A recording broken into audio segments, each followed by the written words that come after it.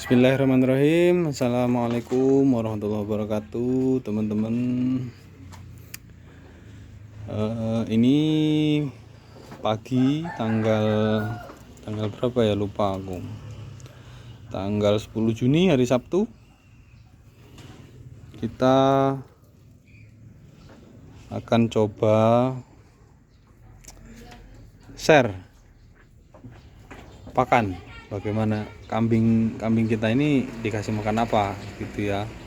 Nah, itu kambing kita yang sudah lama di sini, umur sekitar 9 bulan. Ini baru dapat. Ini juga baru dapat. Kalau kambing-kambing kita lama, kalau kambing kita yang sudah lama di sini sudah mapan. Kalau kita biasa bilang mapan itu udah nih kayak gini. Nah, kayak gitu. Jadi dia gemuk, bulunya halus, pokoknya nyenengin. Nah, ini kambing baru ya, baru 3 hari ini, 3 hari di sini. Nah, penampakannya begini gitu. Tapi kalau yang udah saya udah ngingu sekitar 1 bulan 9 bulan. Nah, tuh jadi begini, luar biasa. Ini anak umur 6 bulan. Jadi kambing-kambing ini tak ingu, teman-teman, ketika dia sudah hamil terus melahirkan di sini. Ini yang lama-lama ini. Ada 1, 2, 3, 4. Kambingnya gemuk, sehat, mulus, bulunya mengkilat. Nah, kalau yang merah ini baru ini. Nah, ini baru 3 hari di sini. Nah, ini coba nanti insya Allah mau update terus bagaimana perkembangan mereka. Nah, ini yang lama, penghuni lama, jadi mulus ya, nggak ada yang kurus, alhamdulillah.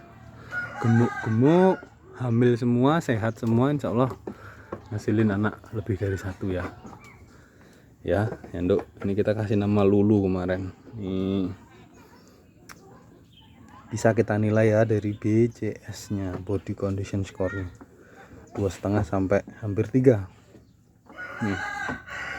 Nih si Lulu, si Marimar tuh bagus. Nah, rahasianya adalah di pakan. Kalau kandang kita bisa lah, mau kandang baterai yang satu-satu disikat-sekat atau kandang koloni semi umbaran seperti ini, sama bagusnya, asal kita kasih pakan yang sesuai dengan yang mereka butuhkan gitu. Jadi teman-teman, sahabatku sekalian, aku mau coba sharing terkait pakan tuh aku pakai apa sih gitu ya. Rahasia dapur nanti kita bongkar hari ini tuh.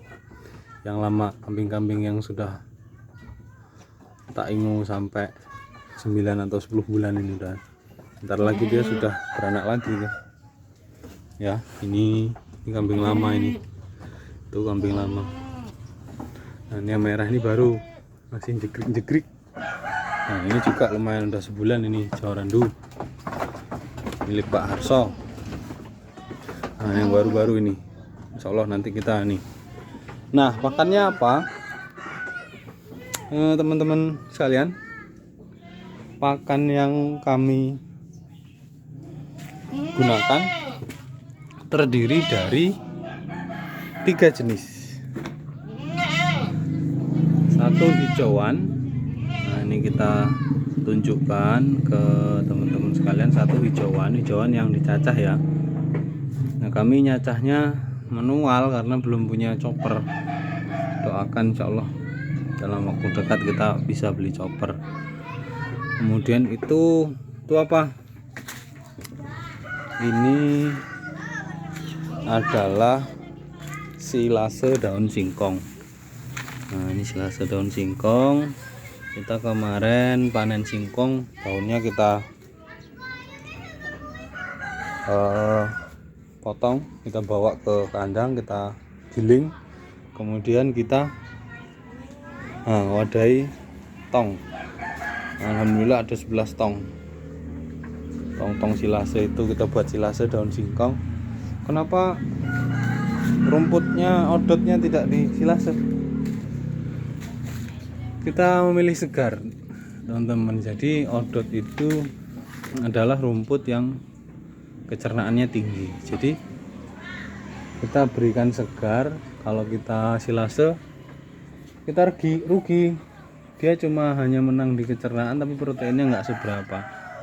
Jadi hijauan yang layak disimpan menurut pribadi saya adalah hijauan yang memiliki kadar nutrisi tinggi, kadar gizinya tinggi, seperti daun singkong atau legum-legum indigo vera, itu layak disimpan.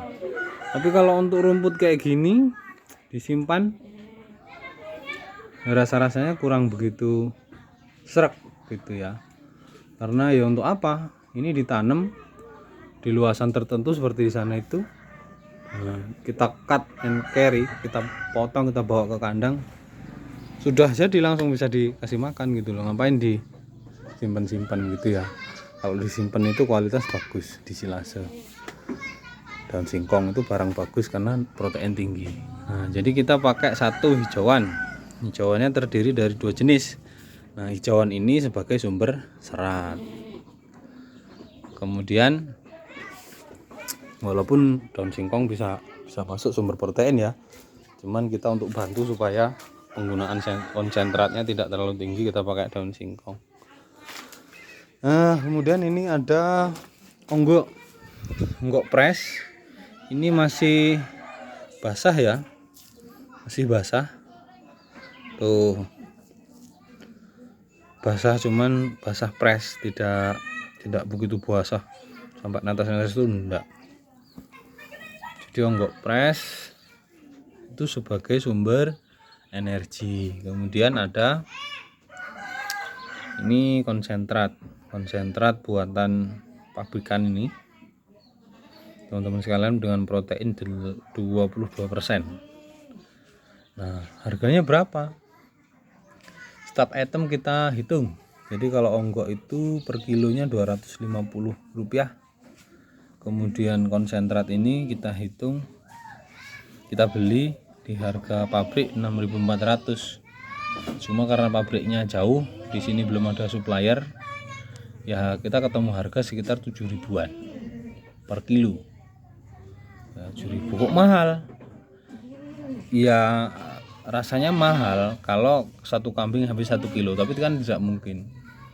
Jadi pakan bernutrisi tinggi itu memang mahal, cuma butuhnya tidak banyak gitu loh. Jadi sahabat sekalian, jangan tertipu oleh harga. Sebetulnya apa uang yang kita keluarkan dengan apa yang kita dapat itu sebetulnya ya sesuai gitu.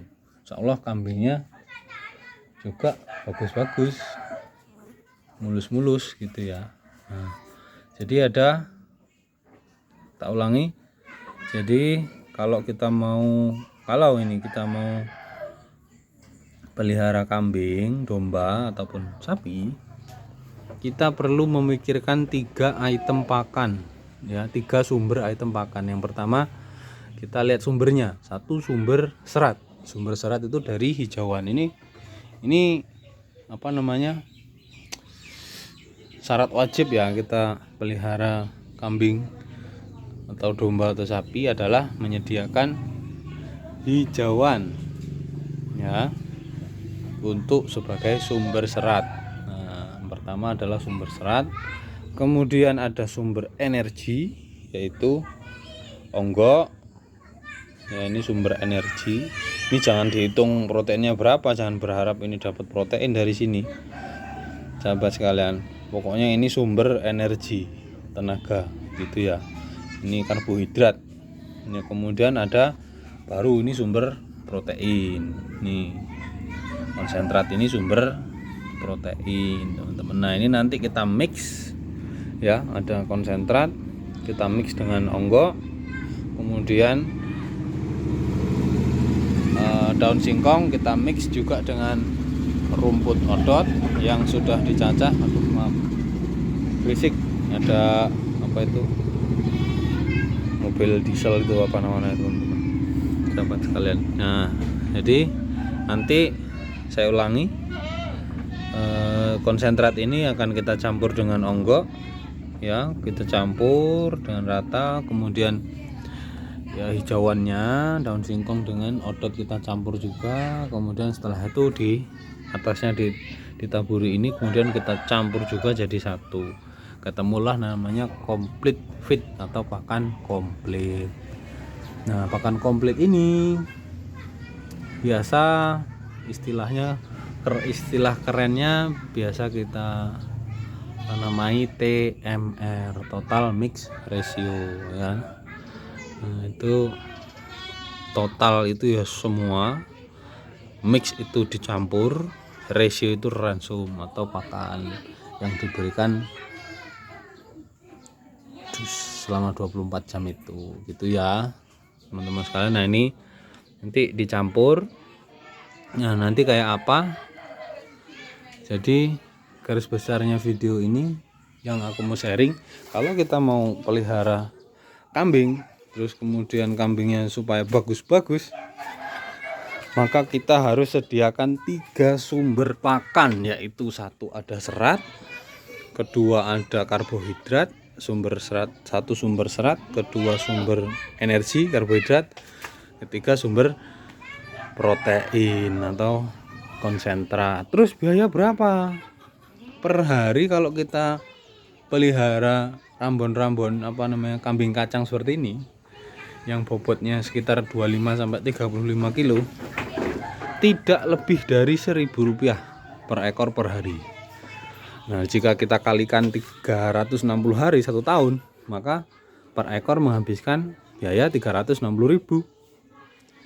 Selama 2 tahun berarti 720.000 kan gitu. Selama 2 tahun 3 kali beranak, berarti kita panen anakan 3 kali. Kalau kita pakannya bagus, beli seperti ini ya, maka insya Allah anaknya minimal 2 dan sehat-sehat. Kalau anaknya minimal 2 sehat-sehat, kita hargai dengan 800.000 per ekor nantinya ketika lepas sapeh, tinggal dikali 6, 3 kali beranak dalam 2 tahunan gitu. Berarti 8 kali 6 sekitar 4.800.000. Modal berapa? 720.000 gitu. Untungnya segitu. Terus anaknya apa nggak makan? Makan. Coba kita kasih anggaran 200.000 per ekor kali 6, 1.200.000 gitu. Jadi tetap untung kita sebagai peternak. Jadi teman-teman sekalian, pakan ini merupakan faktor penting bagi kita jika kita sudah memutuskan untuk memelihara kambing. Jadi harapan saya, kita cukupi apa yang diperlukan kambing, insya Allah kambing akan membalas budi kita dengan cara mencukupi kebutuhan kita. Jadi mereka mencukupi kebutuhan kita ketika kita mencukupi kebutuhan mereka, gitu ya teman-teman. Sekali lagi saya ulangi, ada 3 sumber pakan yang harus disediakan ketika memelihara ternak kambing adalah 1 sumber serat hijauan, kemudian kedua sumber energi onggo, dan yang terakhir adalah sumber protein bisa dari konsentrat. Kalau nggak ada konsentrat nih, ini selain sumber serat juga sebagai sumber protein bisa daun singkong. Kalau nggak ada daun singkong, tanam indigo vera. Sekarang udah viral kan indigo vera, cuman kita nggak tanam indigo vera karena kita sudah punya ladang singkong luas. Jadi di Lampung ini komoditasnya singkong Lampung Tengah, jadi nggak perlu tanam indigo vera. Ya untuk apa kalau dibandingkan dengan daun singkong, masih bagus daun singkong gitu ya. Terima kasih, semoga video ini membantu sahabat sekalian yang ingin ataupun sudah memelihara kambing ternak kambing dengan metode yang sesuai itu ya teman-teman. Terima kasih, kurang lebihnya mohon maaf. Assalamualaikum.